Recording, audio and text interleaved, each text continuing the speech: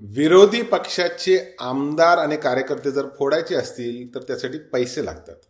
आणि हे पैसे कुठून येतात? तर हे पैसे येतात भ्रष्टाचाराच्या माध्यमातून. याचं उत्तम उदाहरण जर बघायचं असेल तर Mumbai elevated road, Mumbai twin tunnel project ह्याच्या मागे काय झालं आणि का सुप्रीम कोर्टाला महाराष्ट्र सरकारवर विशेष टिप्पणी करावी लागली हे समजून घ्यायला लागेल. विषय असा आहे की महाराष्ट्रामध्ये MMRDAने निविदा काढल्या. त्या निविदा होत्या ट्विन टनलच्यासाठी, त्या निविदा होत्या मुंबई एलिव्हेटेड रोडसाठी आणि दोन कंपन्यांनी त्याच्यामध्ये सहभाग घेतला. एक कंपनी जे देशाचं पार्लिमेंट ग्रँड विस्टा, सेंट्रल विस्टा ज्याला आपण म्हणतो ते बनवते, आणि दुसरी एक हैदराबादची कंपनी आहे.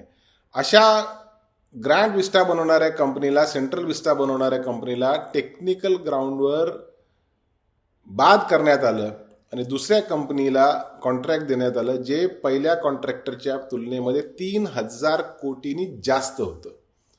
विषय असा आहे की 3,000 कोटी महाराष्ट्राला आता परवडणारा आहे का?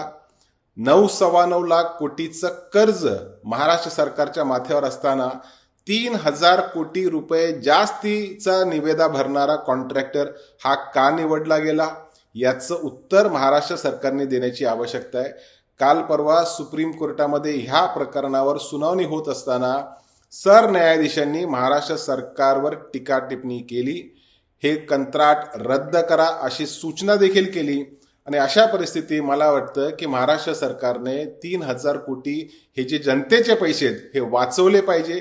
ज्या कंत्राटदार कंपनीला हे कॉन्ट्रॅक्ट देण्यात आलं त्यांनी इलेक्ट्रल बॉन्डच्या माध्यमातून भारतीय जनता पार्टीला भरीव अशी देणगी देखील दिलेली आहेत. याही गोष्टी समोर आल्या आहेत. अशा परिस्थितीमध्ये महाराष्ट्रामध्ये पारदर्शक सरकार आहे का? महाराष्ट्रामध्ये भ्रष्टाचार मुक्त सरकार आहे का? हा प्रश्न ऐरणीवर येतो. मला वाटतं याचं उत्तर महाराष्ट्र सरकारने देणे अपेक्षित आहे.